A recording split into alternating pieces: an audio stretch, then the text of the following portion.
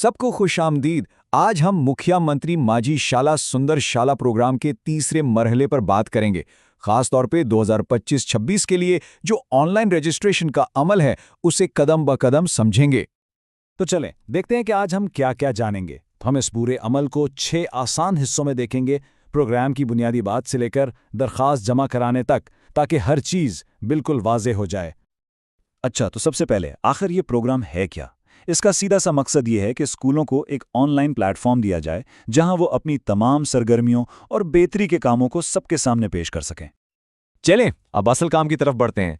सबसे पहला और सबसे अहम कदम है पोर्टल में ठीक तरीके से लॉगिन करना। यहाँ लॉगिन करने का तरीका बहुत आसान है। बस एक बात का ख्याल रखना है कि जो आईडी और पासवर्ड स्कूल प्रोफाइल के लिए इस्तेमाल होता है वही यहाँ भी काम आएगा।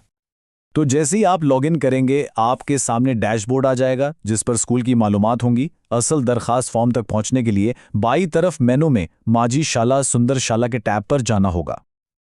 ये जो दरखास्त फॉर्म है ये बुनियादी तौर पर 3 बड़े हिस्सों में तकसीम किया गया है। हर हिस्से का अपना एक फोकस है और उसके नंबर भी अलग अलग हैं। अब यहाँ एक बहुत दिलचस्प चीज़ देखने को मिलती है। पूरे 200 नंबरों की तकसीम साफ जाहिर है और सबसे ज़्यादा यानी 101 नंबर हुकूमती पॉलिसियों पर अमल दरामद के हैं। इसके बाद 61 नंबर तालीमी कामयाबी के और 38 नंबर स्कूल के बुनियादी ढांचे के हैं। अच्छा जी, तो ये उस पूरे अमल का सबसे अहम और तफसीली हिस्सा है। आइए देखते हैं कि फॉर्म के हर सवाल को भरने के लिए कौन से इकदामात ज़रूरी हैं। तो ये बात पक्की कर लें कि फॉर्म के हर सवाल के लिए ये 4 कदम दोहराने हैं। पहले जवाब दें, फिर रिमार्क्स लिखें, पीडीएफ अपलोड करें और आखिर में सेव का बटन दबाएं। इसी तरह आपका सारा डेटा महफूज होगा।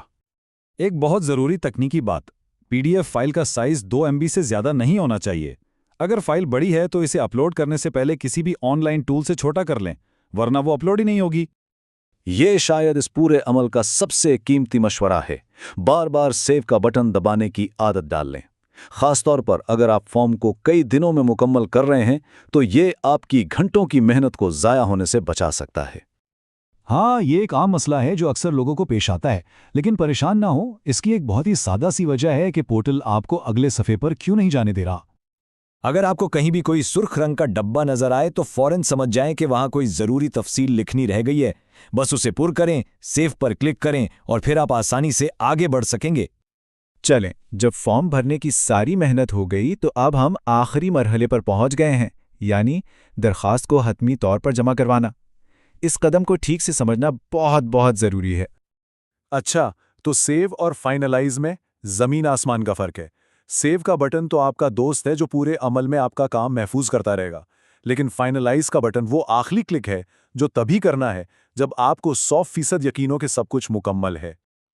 तो ये बात बिल्कुल ज़हन नशीन कर लें कि सिर्फ काम को सेव कर लेना, भले ही वो आखिरी सफ़े पर क्यों ना हो, इसका मतलब ये नहीं कि आपने प्रोग्राम में हिस्सा ले लिया है।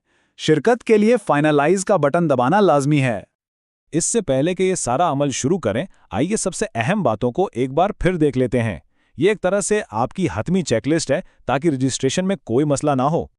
बस इस स्लाइड को अपने मिशन क्रिटिकल चेकलिस्ट समझें। इन बातों पर अमल करने से आप आम गलतियों और परेशानियों से बच जाएंगे और आपका काम बहुत आसान हो जाएगा।